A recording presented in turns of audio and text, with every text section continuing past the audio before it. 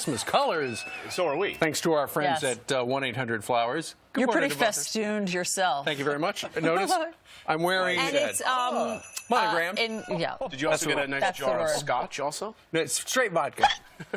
If you've ever seen this show, you know what we're talking about. And a pack of smokes. That's great. Well, we appreciate you waking up from your Christmas stupor to join us. Holiday slumber. And we need to talk about Iowa.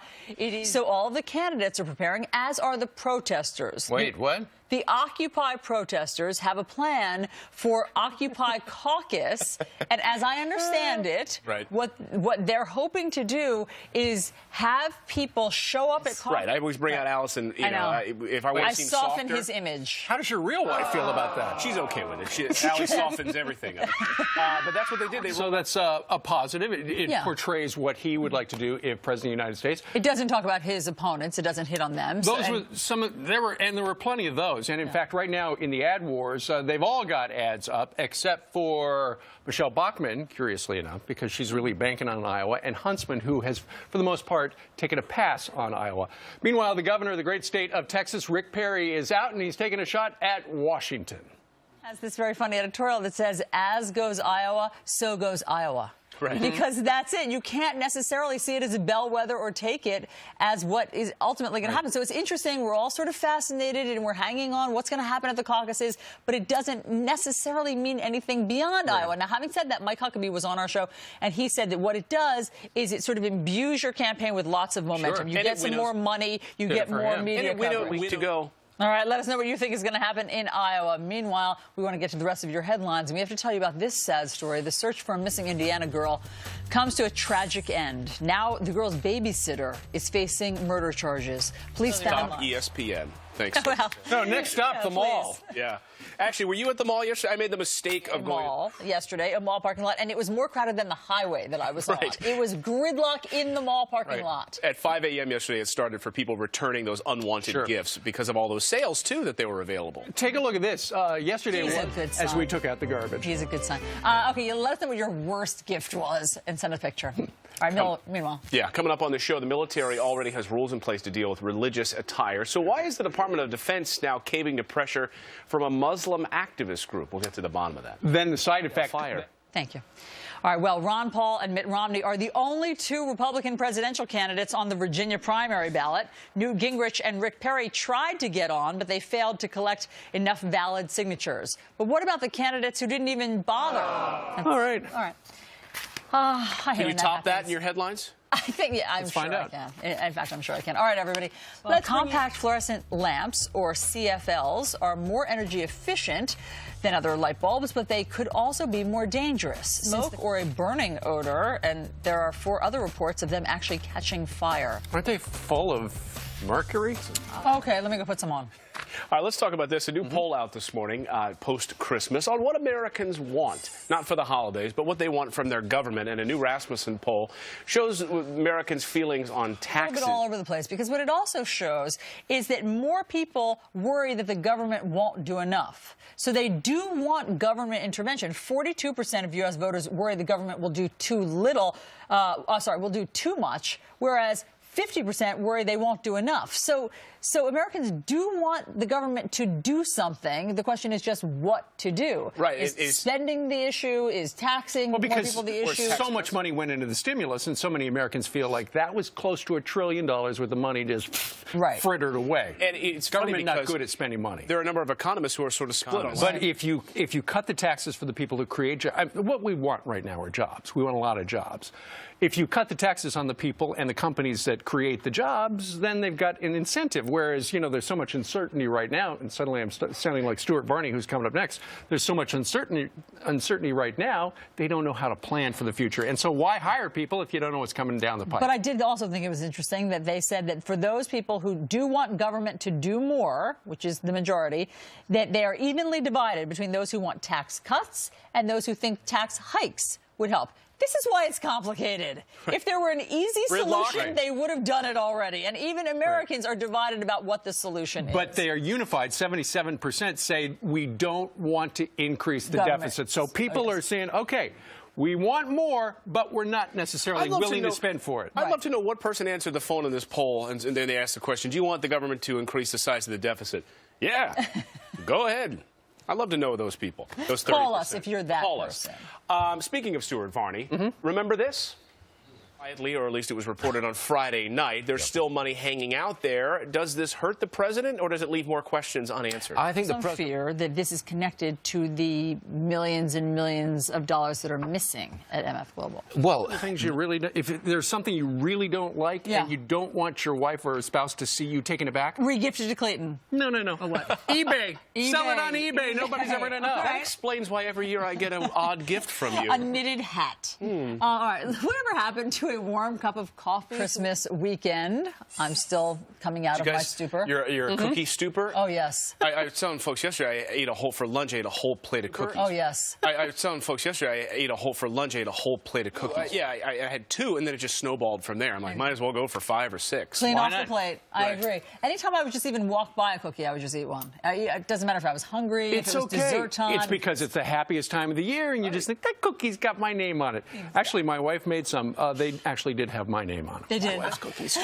We understand. Let's talk about where we are in the political process. From KCRG TV, the local affiliate in Cedar Rapids, is that they say that they are going to go to the caucuses but vote uncommitted. So, in other words, they like the process, or they want to take part in the process, but they don't like any of the candidates. So they're registered. The candidates have access to that same CD of aspirational music. It does. That is presidential sounding. It's like the horn section. They all use it. That's effective, I must say. Listening to it, you're like, it's hopeful. Yes. It's a brighter day, morning in America. It's very much like that. Now, Rick Perry took a different tact, where he did go after his opponents more. He didn't mention them. Goes after Washington. And he talked about basically their experience. Many of them come from Congress. And, he's talked about limiting music. It could be.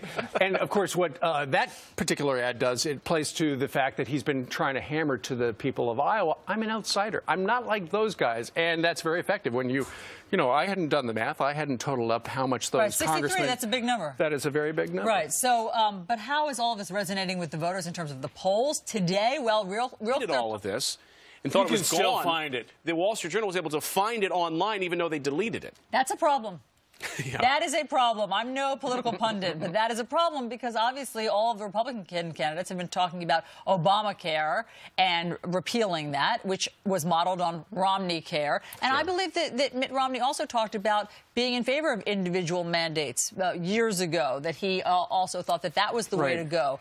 And so the fact that he's been all over the map on this particular issue will be a problem that he'll have to address. Speaking of all over the map, where's Nancy Pelosi this Christmas weekend? The answer is 99%, but that's not her lifestyle. It certainly isn't. And so while they are occupying a cornfield in Iowa, she is occupying a $10,000 a night suite in Well, Hawaii. email us. Let us know what you think about that. friends@foxnews.com. Aloha. Now to the other stories making news this morning. After more than a week of searching, there's still no sign of that missing man. If you see him, that's your headline.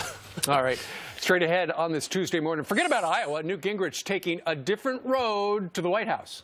Oh, I could watch that, but we do have to do your news. All right. Okay, so let's do that. We'll tell you what's happening. I got a busy signal. Right. 10 grand is mine. That's nice. Well, an interesting poll came out yesterday about how Americans see themselves as it relates to their parents. We often hear these stories from the parents' side, which parents say, that we worry now, given the state of the That's a good economy point. now and the unemployment rate and the debt and the deficit, that our 5-year-olds will never have the same opportunities that we currently have at our age. See, when I look at Jake, where are you from?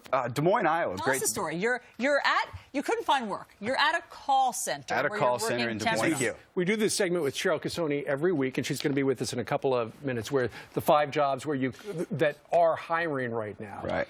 So you went over and you talked to him. You did have to relocate, though, I did. I am going to relocate. Business management. But somehow, just by watching Cheryl Casoni on Fox and Friends, you needed a reminder to, I guess, network better. Exactly. You know, it's again, you guys just... All right. And we mentioned a moment ago, Cheryl Casoni once a week joins us. She'll be with us in a couple of minutes. And she'll find you a job. So get a pencil and paper. Right. Who knows? And also this, coming up on the show, Chris Christie's comments make sense when you're talking about the private sector. Paid sick days are something you use only if you need them. And if you're lucky enough to stay healthy, you don't get to collect them. But that's not the case if you work in the public sector in New Jersey. There, public school teachers actually get paid out for unused sick days, and that's something that's costing taxpayers more than $825 million a year. Good morning, everyone. Today is Tuesday, December 27th. I'm Alisyn Camerota, in for Gretchen today. Thought that is that he eats healthfully 6 days a week, and then 1 day a week he just goes off the rails. Absolutely nuts. I got to reverse mine then. Your calculation is skewed. Hey, Brian and Gretchen are off today, so you got Steve, of course, who currently lives here. Allie and Clayton sitting in security deposit. That's long been lost. All right. We're going to tell you a little story about. When was the last time you heard about the Occupy people? Well, they're back in the news today because there's a story out of Iowa that apparently what they want to do is they want to occupy the caucus. Nobody makes better tools. Is that right? It's true. Craftsman. And I love their catalogs. Do they still make those? No. Sadly. What, the Wayback Machine? Right. No, yeah, the Sears and Roebuck catalog. Look, what's Clayton looking at in the Sears catalog? Yeah, what are you looking at? Order this G.I. Joe doll. All right. Shoppers, though, headed out in droves yesterday because at 5 a.m. yesterday morning on the air, people 23 minutes past the hour. Time for some quick headlines. New video of Prince Philip leaving a hospital in Cambridge, England. The Duke of Edinburgh spent 4 nights there after undergoing treatment for a blocked coronary artery. And that multivitamin that you're taking every day might be good for nothing. A new study out of England finds that people who take the supplements are just as likely to develop cancer and heart disease later in life. Steve? All right, Steve is monitoring all of the return gift emails that are coming in. Closely. Plus, I'm looking at a lot of you are quite upset about Nancy Pelosi's Christmas overnight at a $10,000 a night suite. If you missed that story, we have more on that coming up in just a second. We'll show you the suite, actually. But first, this. It is sweet. It's huge, too. Not everyone in Iraq, though, is glad the United States, the U.S. troops are gone. A group of Iranian dissidents is insisting on continued protection by the Americans. Why the high temperature should be in the 70s.